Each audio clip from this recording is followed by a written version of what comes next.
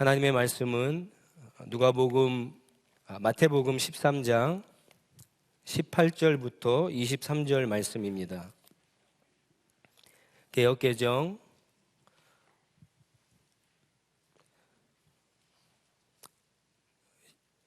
신약 21페이지에 있습니다. 마태복음 13장 13절부터 13장 18절부터 23절까지 한 절씩 교독하고 마지막 23절은 같이 읽겠습니다. 그런즉 씨 뿌리는 비유를 들으라. 아무나 천국 말씀을 듣고 깨닫지 못할 때는 악한 자가 와서 그 마음에 뿌려진 것을 빼앗나니 이는 곧 길가에 뿌려진 자요 돌밭에 뿌려졌다는 것은 말씀을 듣고 즉시 기쁨으로 받되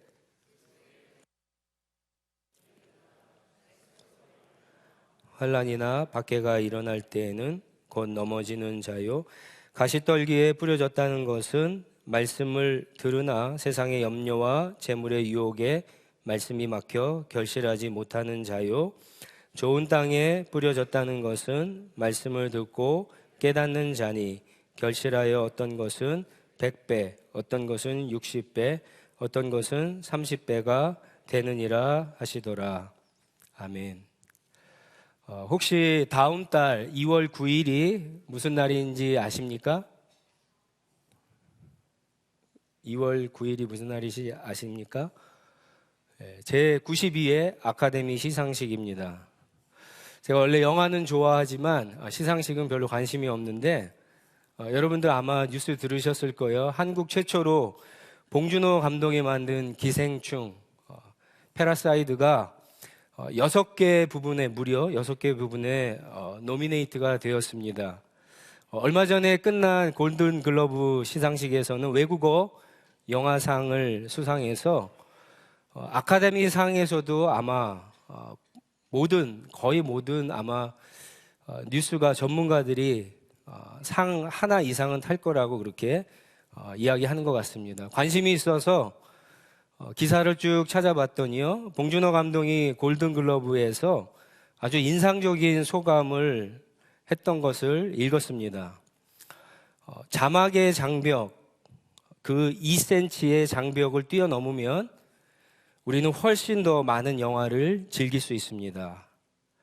그러니까 영어로 된 그런 영화를 못 보는 사람들이 있지 않습니까? 그런데 서브타이틀을 통해 갖고 많은 다양한 비영어권 영화들을 많이 그것을 통해서 보면은 훨씬 좋은 영화, 많은 영화들을 즐길 수 있다라고 하는 거죠.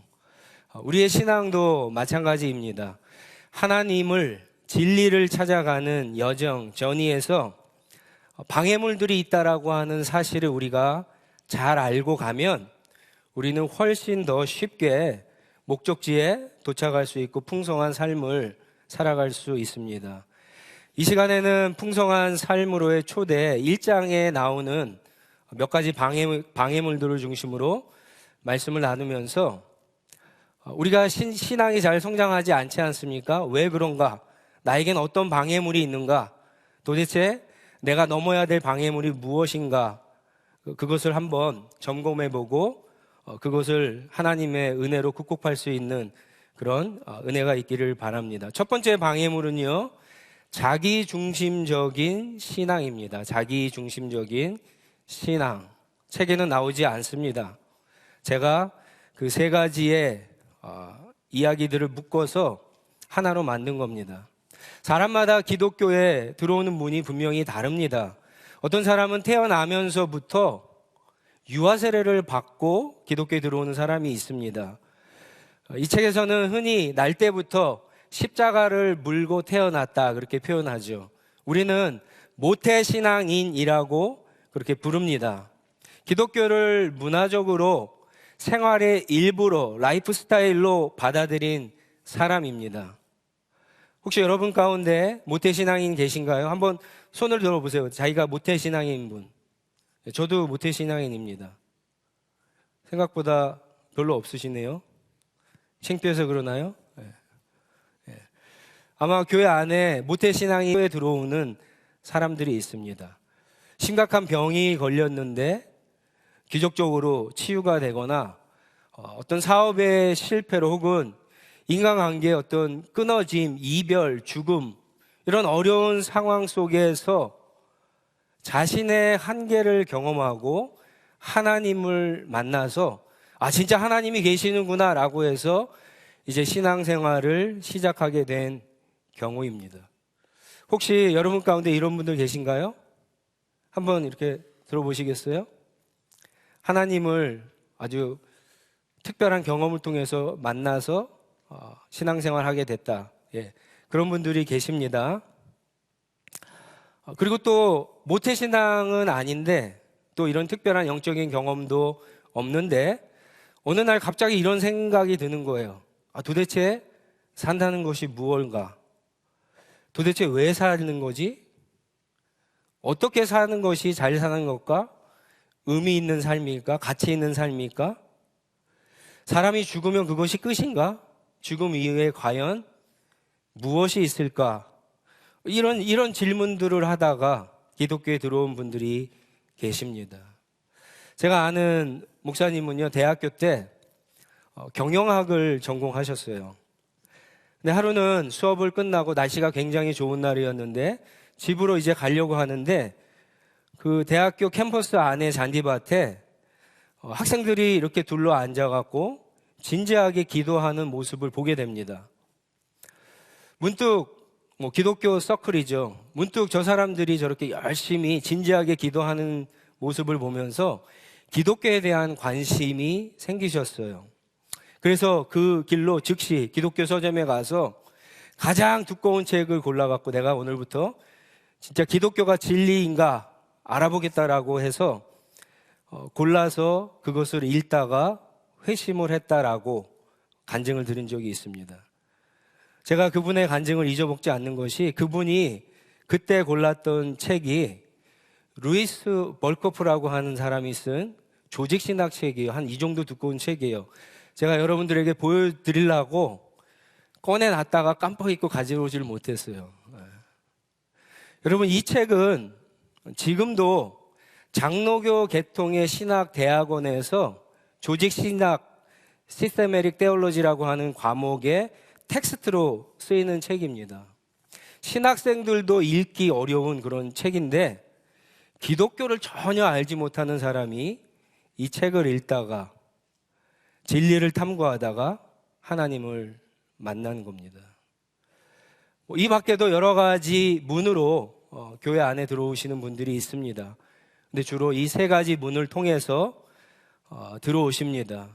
문제는 이분들이 자기가 들어온 문을 너무나 강조한 나머지 다른 사람들이 들어온 문을 무시하는 경향이 있습니다. 아마 그럴 것 같아요. 왜냐하면 일단 기독교에 들어오긴 했는데 성경도 잘 모릅니다. 다른 사람이 어떻게 들어왔는지 잘 몰라요. 그러니까 자기가 아는 그 방법밖에는, 그 문밖에는 몰라서 상대방의 이야기들을 무시하는 그런 경향이 있습니다. 예를 들면 모태신앙인들은 주로 생활의 일부로 기독교를 받았고, 그리고 주로 모태신앙인 분들이 장로교나 개혁주의 전통이나 말씀 중심의 교회인 분들이 많습니다. 그래서 말씀이 최고라고 생각하고 영적인 경험이나 어떤 영적인 체험 등을 조금 무시하는 그런 경향이 있는데, 반대로 영적인 체험이나 경험을 중시하는 은사 중심적인 그런 신앙인들을 그래서 무시하는 경향이 있습니다. 재미있는 사실은요, 교회 통계 자료에 따르면 한국 모태 신앙인들 중에서, 교회에서 이렇게 쭉 성장한 그런 모태 신앙인들 중에서 60에서 70%가 청소년 때 수련회를 통해서 하나님을 만나는 영적인 체험을 해서 기독교에 들어오는 경우가 많습니다. 저도 사실 그런 경우거든요. 고등학교 2학년 때 수련회 가서 하나님을 체험한 경우입니다. 여러분 가운데 아마 그런 분들이 꽤 계실 거예요. 중학교 때, 고등학교 때 수련회나 코스타를 통해서 기도하고 찬양하고 말씀을 듣는 가운데 마음이 뜨거워져서 하나님을 체험하고 경험하고 기독교에 들어온 분들이 계실 겁니다. 또 어떤 경우에는요, 반대로 모태신앙인 경우에는 말씀만 가지고 신앙의 어떤 라이프 스타일만 가지고 신앙생활 하니까 이게 시간이 지나면은 재미가 없거든요. 다이나믹하지가 않아요. 근데 어느 날 영적인 체험을 하게 되는 거예요. 그러면서 다시 어떤 신앙의 전환이 일어나죠. 그러면서 더 신앙의 어떤 깊이를 맛보는 경우도 있습니다. 또 어떤 경우는 영적인 체험을 최고로만 생각하고 신앙생활 하다가 어느 날 우연히 성경 공부를 가거나 큐티를 하거나 말씀을 읽다가 하나님의 말씀에 아주 깊은 은혜를 경험해서 또 신앙이 한 번 더 체인지하는 그런 경험들이 있습니다. 어떤 문으로 들어왔느냐는 중요하지 않습니다. 다만 한 가지만 고집해서는 안 됩니다. 세 가지 문을 모두 통과해야 합니다. 세 가지 모두가 좋은 방향을 계속해서 되풀이되면서 성장해야지만 균형 잡힌 성숙한 그런 신앙에 이르게 되는 겁니다. 그래도 이런 분들은 좀 괜찮습니다. 근데 문제는 아직 시작도 하지 않는 분들이 계세요. 기독교에 아직 들어오지도 못하는 분들이 계세요. 시작이 반이라고 하는 말이 있는데 그런 분들에 비해서 이분들은 상황이 더 안 좋은 분들입니다. 시작도 못했으니까. 오늘 예수님이 말씀하신 비유 가운데 첫 번째, 길가에 해당하는 사람들이 바로 여기에 해당하는 분들이에요. 비유에서 씨는 하나님의 말씀, 복음이죠. 씨를 뿌리는 자는 예수님 혹은 제자들, 오늘날로 얘기하면 복음을 전해야 되는 저와 여러분들을 이야기입니다. 그리고 네 종류의 밭은 복음을 듣는 사람들, 청중들, 구도자, 찾는 이라고 할 수가 있습니다. 근데 이 네 종류의 사람들 가운데 복음이 아예 씨앗도 먹히지 않는 사람들이 있어요. 복음을 전해도 듣지 않는 사람들이 있어요. 왜요? 마음이 길가와 같이 단단해서 복음을 들으려 하지 않습니다. 오히려 복음에 대해서 적대적인 그런 행동까지 보이는 사람들이 있습니다. 그들에게는 장애물이 있는 거죠. 복음을 받아들여 갖고 신앙이 성장해야 되는데 그런 사람도 장애물이 있지만 복음을 받기 전에도 장애물이 있어요. 이 책에서는 세 가지를 이야기합니다. 하나는 상처입니다. 상처. 쉽게 얘기하면 상처. 특히 교회와 그리스도인들이 만들어 놓은 그런 상처, 장애물을 이야기합니다. 쉽게 얘기하면은 위선 같은 거를 이야기합니다. 그리스도인들이 너무나 겉과 속이 다르고 말과 행동이 달라서 실망을 주고 혐오감을 주기도 하는 것이 사실은 오늘날 세상의 기독교를 향한 평가입니다. 교회를 향한 평가입니다. 그런 사람들을 보고 문제는요, 이렇게 얘기하죠. 사람 복음 있냐? 하나님 복음 믿어야지.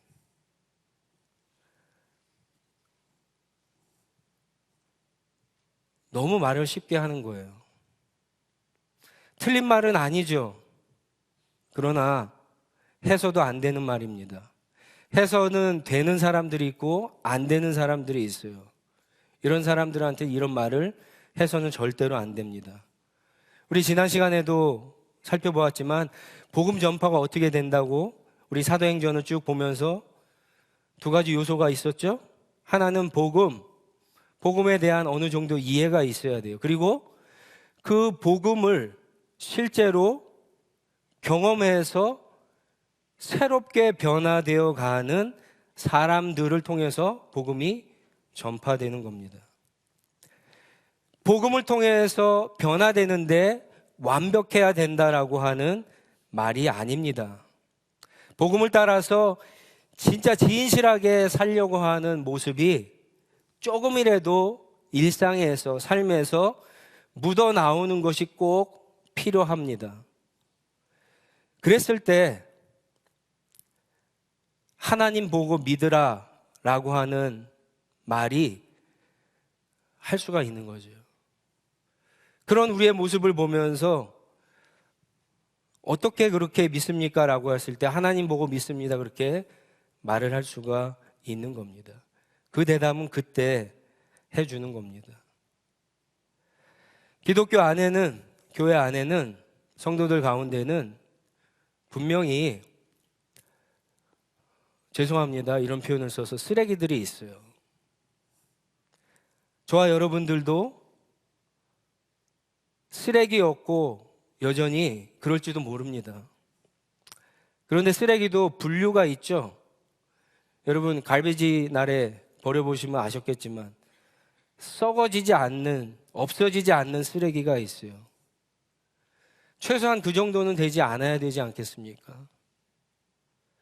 쓰레기라고 할지라도 하나님의 말씀을 따라서 우리가 조금씩 변해가는 무엇인가가 있어야지 되지 않겠습니까? 그런데 쓰레기로 가득 찼다고 해서 거기에 진리가 없는 것은 아닙니다. 분명히 거기 보석이 있어요. 진리가 있어요. 과거에도 그랬고 지금도 그렇고 앞으로도 그럴 겁니다. 우리가 그런 모습으로 조금씩 변해갈 때 우리는 이런 얘기를 할 수가 있는 거죠. 더러운 물과 함께 아기를 버리서는 안 된다. 이 말을 그때서야 할 수가 있는 겁니다. 첫 번째는 상처이고요. 두 번째 장애물은 지적 장애물입니다. 기독교는 절대적인 진리를 주장합니다. 이것은 타협의 여지가 없습니다. 오직 예수님만 진리입니다. 믿습니까? 믿으세요? 네. 아멘이죠? 근데 상대적인 진리를 믿는 타종교나 오늘날 우리가 사는 이 포스트 모더니즘의 가치관으로 볼 때 기독교는요, 굉장히 이기적이고 독선적으로 보일 수밖에 없습니다. 다른 종교들, 다른 진리들을 인정하지 않으니까. 그런데 여러분, 오늘날 그 어느 시대보다 과학적인 사고와 합리적인 이성을 중요시하는 사람들에게 기독교는 무조건 믿으라고 그렇게 전도하고 있다는 거예요. 무조건 믿으라고. 여러분, 이것은 지적인 폭력이에요. 이것은 우리 쪽에서 보았을 때는 지적인 게으름이에요. 우리가 해야 될 바를 하지 못하고 있는 겁니다. 교회는 지난 2000년 역사에서 세상이 우리에게 무엇인가 진리를 이야기할 때, 무언가 질문을 할 때 한 번도 대답을 해주지 않은 적이 없습니다. 어떤 시대에는 주류 교회가 그렇게 하지 못할 때가 있어요. 우리는 그것을 영적인 암흑기였다라고 그렇게 이야기합니다.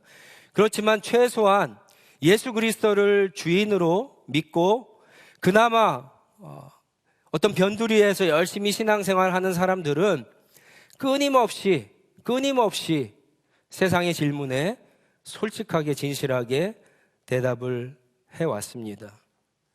때로는 정답이 아니고 때로는 틀린 답이라 할지라도 그 진지한 질문에 솔직하게 대답한 것이 교회의 모습이었습니다. 어쩔 때는 끝이 없는 평행선을 걷는 것 같이 느낄 때가 많았습니다. 왜냐? 세상은 계속 이렇게 하고 교회는 계속 이렇게 가니까 만나는 점이 없어요. 평행선을 가는 것과 같이 그렇게 느낄 때가 있습니다. 근데 여러분, 놀라운 사실은 도저히 만날 것 같지 않은 그런 평행선을 세상과 교회가 가지만 대화를 할 때, 질문하고 그 질문에 대해서 대답을 할 때 많은 사람들이 그 질문을 통해서, 그 대답을 통해서 하나님을 만나는 놀라운 역사가 일어났다라고 하는 거예요. 따라서 진지하게 진리에 대해서 하나님을 찾는 사람들에게 교회는, 저와 여러분들은 솔직하게 진실한 대답을 해 주어야 합니다. 사람마다 다 다르지만 어떤 사람은 아마 시간적으로 봤을 때 몇 년이 걸릴 수도 있어요. 아니, 어쩌면 죽을 때 가서야 답을 찾을 수도 있을 거예요. 그래도 계속 끊임없이 이야기해 주어야 합니다. 어떤 사람 몇 권의 책을 읽으면 하나님을 만날 수 있습니다. 그리고 어떤 사람은 단지 몇 분의 설명으로도 답을 찾는 경우가 있습니다. 문제는 우리가 그러한 질문들에 대해서 솔직하게 준비하고 대답해야 할 그런 준비가 되어 있어야 된다는 거예요. 세 번째 장애물, 마지막 장애물인데 이것은 실존적 장애물이라고 이야기합니다. 이것은 인생을 살다 겪게 되는 고통의 문제입니다. 고통 역시 사람마다 다릅니다. 나한테 큰 고통이 다른 사람에게는 별로 크지 않은 고통일 수가 있어요. 그 종류가 다 다르고 그 아픔의 강도도 다 다릅니다. 그러나 어느 누구도 인생을 살아가면서 고통을 피해 가지는 못합니다. 그 고통을 당하게 되면 왜 나한테 이런 일이 일어나는가 믿지 않는 사람들 이야기합니다. 우리도 믿는 사람들도 이렇게 생각할 때가 있죠. 하나님은 분명 선하신 하나님인데 왜 나한테 이런 고통을 주시는가? 아무리 내가 잘못을 했다고 해도 이것은 너무 과한 것이 아닌가, 너무한 것이 아닌가 라는 질문을 던지게 됩니다. 이때 우리가 조심해야 될 것이 있죠. 그 사람을 분석해서 그 사람을 적나라하게 갈기갈기 찢어갖고 마치 욥의 친구들처럼 그렇게 함부로 이야기해서는 안 됩니다. 여기서 상처를 받으면 정말 심각합니다. 우리는 이런 사람들을 만나면 다른 어떤 사람들보다도 더 조심하게, 지혜롭게 그 사람들의 마음을 조금이라도 헤아리면서 접근을 해야 합니다. 분명한 것은, 성경이 이야기하는 분명한 것은 고통에 대해서 이야기할 때 고통의 문제는 양날의 검과 같습니다. 고통이 때로는 어떤 사람을 죽이는 전쟁터의 칼로도 쓰일 수 있지만 어떨 때는 어떤 사람을 살리는 의사의 칼이 될 수도 있기 때문에 그렇습니다.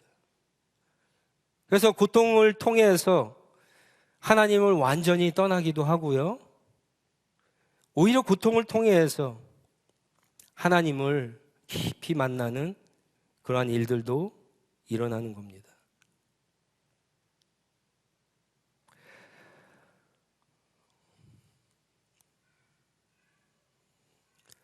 저와 여러분들은 어떻게 하는 것이 성령께서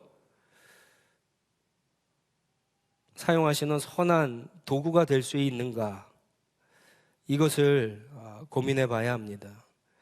이런 세 가지 장애물, 어떤 위선, 교회가 만든 상처, 지적인 독선, 어떤 고통의 문제, 복음을 아예 듣지 못하게 하는 길가와 같은 단단한 마음을 만듭니다. 이런 사람은 사실은요, 아직 복음을 받을 준비가 되어 있지 않은 사람들입니다. 오늘 본문 말씀에 복음을 뿌렸잖아요. 그런데 어떻게 합니까? 착상이 되지 않으니까, 뿌리를 내리지 못하니까 새가 와서 먹어버리잖아요. 악한 사람이 와서 다 가져가 버리잖아요. 그러니까 이런 사람들에게는 아직 복음을 전하지 않는 것이 지혜롭습니다. 이런 사람들에게 에너지를 낭비하지 않는 것이 더 현명한 겁니다. 반대로 여러분 가운데 이런 사람들에게 복음을 전했다가 왜 싹이 나지 않지, 왜 성장하지 않지, 왜 복음을 받아들이지 않지 라고 해서 실망하는 사람들, 낙심한 사람들이 있는데 그럴 필요가 전혀 없다라고 하는 거예요. 여러분들의 잘못이 아니다라고 하는 거예요. 그 밖에도 돌박과 같이 환난과 박해로 인해서 혹은 가시덤불과 같이 세상의 염려와 재물의 유혹 때문에 신앙이 자라지 못하는 사람들이 있습니다. 돌박과 같은 사람들은 뿌리가 없잖아요. 지금 여기서 얘기하는 돌밭이라고 하는 것은 여러분 오늘날 여러 가지 진짜 농기계가 발달된 오늘날의 밭을 생각하면 안 돼요. 2000년 전에 농부가 순전히 노동력으로 일구는 밭을 생각하셔야 돼요. 그러니까 농부가 밭을 다 일궜는데 겉으로 보기엔 다 흙만 있는 것 같아도 어느 부분은 그 속에 돌이 있는 거예요. 그러니까는 씨가 착상이 돼도 뿌리가 깊이 내려지지 못하는 거죠. 이런 사람들은 인생의 중요한 어려운 문제를 결정할 시점에 어떻게 됩니까? 믿음이 없으니까 하나님의 약속을 믿지 못하고 포기하고 세상으로 그냥 가버리는 거예요. 믿음의 뿌리가 없어서. 반대로 믿음의 뿌리가 있으면 어떻게 될까요? 오히려 환난과 박해를 통해서 더 뿌리가 단단해지죠. 더 뿌리가 물의 근원에 점점 가게 되죠. 그래서 많은 열매를 맺게 되는 겁니다. 어떤 사람들은 염려 때문에 자라지 못합니다. 염려가 얼마나 많습니까? 하루에 여러분 걱정, 염려를 얼마나 많이 하는지 한번 생각해 보셨어요? 밥을 먹으면서 또 저녁에 뭐 먹을까 이렇게 염려하시는 분들도 계시죠? 염려가 굉장히 많습니다. 그런 염려를 다 빼더라도 공부하는 학생들 성적에 대한 염려, 또 어느 학교에 갈 것인가, 어느 과를 지원해야 되는가에 대한 염려, 또 대학교에 들어가서는 직장을 어떻게 잡아야 되는가에 대한 염려, 직장에 들어가서는 어떻게 진급을 할 거에 대한 염려, 이 직장이 정말 평생 직장이 될 것인가에 대한 염려, 그리고 또 나이가 차면 결혼에 대한 염려, 결혼을 하면 어디서 살까, 어떤 집에 살 거에 대한 염려, 살면서 아이는 몇 명 낳을까, 아이를 어떻게 키울까에 대한 염려, 미래에 대한 염려, 죽음에 대한 염려, 건강에 대한 염려 등등등등, 이렇게 염려 투성입니다. 이런 사람들의 특징이 뭘까요? 그 염려를, 그 문제를 내가 해결하기 위해서 육체적으로 자기 자신을 더 열심히 바쁘게 피곤하게 살게 됩니다. 정신적으로는 어떻습니까? 그 염려에 대한 걱정으로 꽉 차 있어서 하나님에 대한 관심을 가질 여유가 없어요. 여러분, 하나님에 대해서 여러분들이 묵상하지 않고 행동하지 않고 생각하지 않으면 신앙이 자라지 않는 것은 당연한 거예요. 신앙이 자랄 수가 없는 거예요. 그러니까 염려가 그렇게 무서운 거예요. 재물에 대해서는 제가 지난 시간에 충분히 이야기했기 때문에 말씀드리지 않겠습니다. 재물은 두말할 것도 없이 평생 하나님과 재물 대적할 수 있는 아주 인간에게 가장 강력한 방해물이라고 할 수 있죠. 우리는 모두 이렇게 한두 가지씩의 장애물을 가지고 있습니다. 어떤 장애물을 내가 가지고 있는가 빨리 파악하고 그것을 제거해야지만 우리가 성장하고 하나님 기뻐하는 열매를 맺는 삶을 살아갈 수가 있는 겁니다. 예수님이 지금 이 비유를 시작하는데요, 13장은 그 유명한 하나님 나라의 비유에 대한 이야기입니다. 예수님은 이 비유를 시작으로 8가지의 비유를 하십니다. 그 이유는 제자들을 격려하고 복음 전도에 대한 정확한 지침을 주시기 위해서입니다. 예수님께서 제자들을 불러서 제자가 되었거든요. 여러분 마태복음을 쭉 한번 보세요. 이제 그리고는 5장부터 7장까지 우리가 잘 아는 산상수훈의 이야기가 나옵니다. 산상수훈은 예수님의 가르침의 핵심입니다. 제자들이 하나님 나라 복음에 대해서 배웁니다. 주기도문도 나오죠. 어떻게 기도하는가에 대해서도 배워요. 그것이 끝나고 8장, 9장에 가서는 하나님의 나라 복음을 전할 때 어떤 역사가 일어나는가를 예수님께서 보여주세요.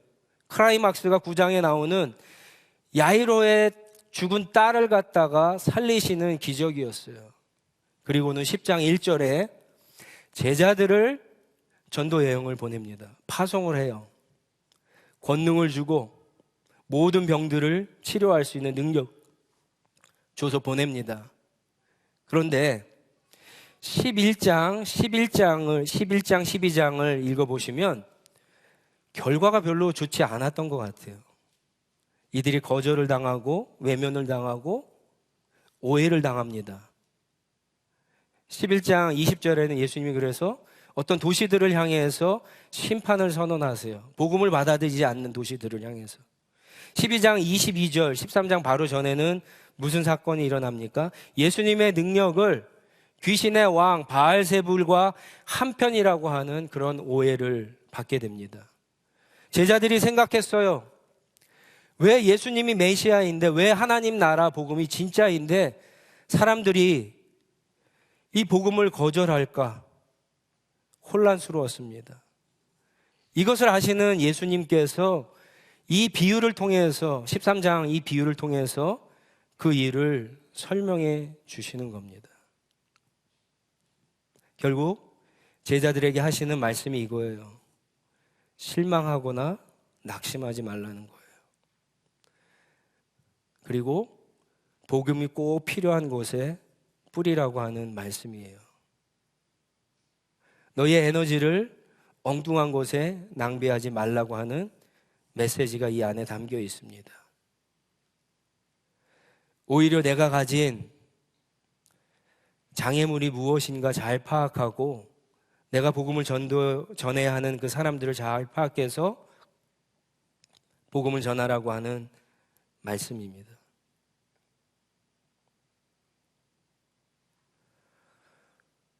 여러분들, 내가 어떤 문으로 들어왔는지 다 아실 거예요. 그리고 내가 나머지 어떤 문들이 필요한가, 그 문들로 또 통과해서 내 신앙이 자라야 되는가, 여러분들이 꼭 발견하셔야 돼요. 그리고 영적으로 10년 전과 5년 전과 1년 전과 계속해서 그대로인 사람들, 나에게 도대체 어떤 방해물이 있는가, 그것을 꼭 확인할 수 있기를 바랍니다. 호세아서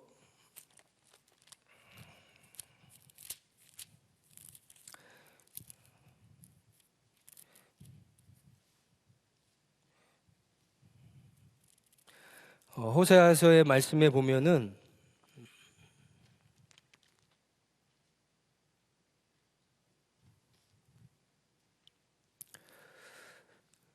하나님께서 이스라엘 백성들에게 너희의 묵은 땅을 기경하라라고 하는 그 말씀을 주십니다.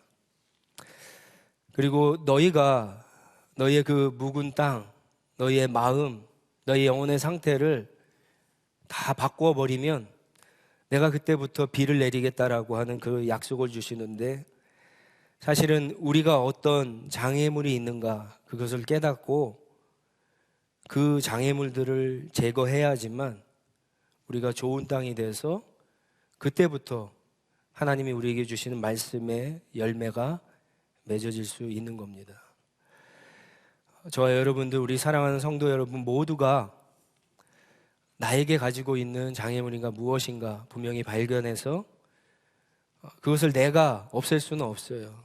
농부이신 하나님, 성령님께서 그것을 기경해 주시는 거죠. 제거해 주시는 거죠. 갈아엎어 주시는 거죠. 그 은혜로 말미암아 우리 한 사람 한 사람이 좋은 땅이 되어서 하나님이 기뻐하신 많은 열매를 맺을 수 있는 그런 저와 여러분들의 인생이 되기를 간절히 주님의 이름으로 축원합니다. 우리 한번 같이 기도하겠습니다.